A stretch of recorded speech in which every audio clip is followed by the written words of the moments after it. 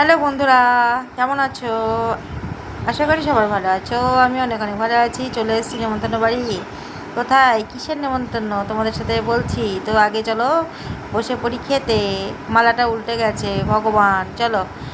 তো এই যে প্রথমে দিয়ে দিল পাতার উপরে দিয়ে দিল টিস্যু, টিস্যু পরে দিয়ে দিল হাজমোলা, কারণ লাস্টে যদি দিতে মনে না থাকে তো সেই জন্য। তো যাই হোক, দিয়ে দিল প্রথমে ভেজিটেবল চপ, সস, স্যালাড, লেবু, দিয়ে দিল ফ্রাইড রাইস। ফ্রাইড রাইসে পাবদা মাছের ঝাল। তো পাবদা মাছের ঝালটা খেতে ভালোই লেগেছে। তো এই যে দেখো দিদিমার খাবার এন্ট্রিটা শুধু দেখো। এই যে দেখো দেখো দেখো, ফুড ব্লগারের মতো খাচ্ছে না? আমি বলছি, আপনি তো মোবাইল দেখেন না, এত সুন্দর খাওয়া আপনি কোথা থেকে শিখলেন? বলছে, আমি দেখেছি যেখানেই হোক। তো খাওয়াটা কেমন লাগলো অবশ্যই জানিও। এবার খাচ্ছি আমি। তো আমি এইভাবেই খাই, তোমাদের দেখিয়ে দেখিয়ে এরকম করে খাচ্ছি তা না। আমার একটু লেটই হয় খেতে, বুঝলে বন্ধুরা।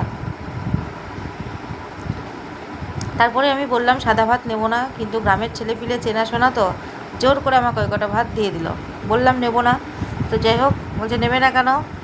তো তারপর দিয়ে দিল এই যে একটা পাঁচমিশালি সবজি দিয়েছিল, আমি নিইনি, সব চলে গেছে, মানে ফেলে দিয়েছি। আর দিয়ে দিয়েছিল ডাল। আর আমি নিইনি কাতলা মাছের, মানে কাতলা মাছ দিয়েছিল, এক পিস নিয়েছিলাম, 2 পিস দিয়েছিল। আর দিয়ে দিল চাটনি, পাঁপড়। পাঁপড়টা এটা ভালো ভাজা হয়নি, ওই যে তেলচিটে হয়ে আছে।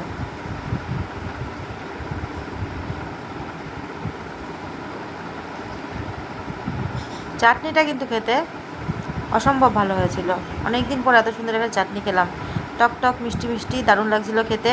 তো তারপর দিয়ে দিয়েছিল কালাকাঁদ আর রসগোল্লা। রসগোল্লা আমি নিইনি, এই যে অনেকে নিয়েছে। এই কালাকাঁদটা নিয়েছিলাম, তাও খেতে পারিনি। তো তারপর দিয়ে দিয়েছিল, এখন তো দই উঠেই গেছে, সব আইসক্রিম। কেমন লাগলো অবশ্যই জানিও। ভালো লাগলে লাইক কমেন্ট শেয়ার সাবস্ক্রাইব করো। বাই।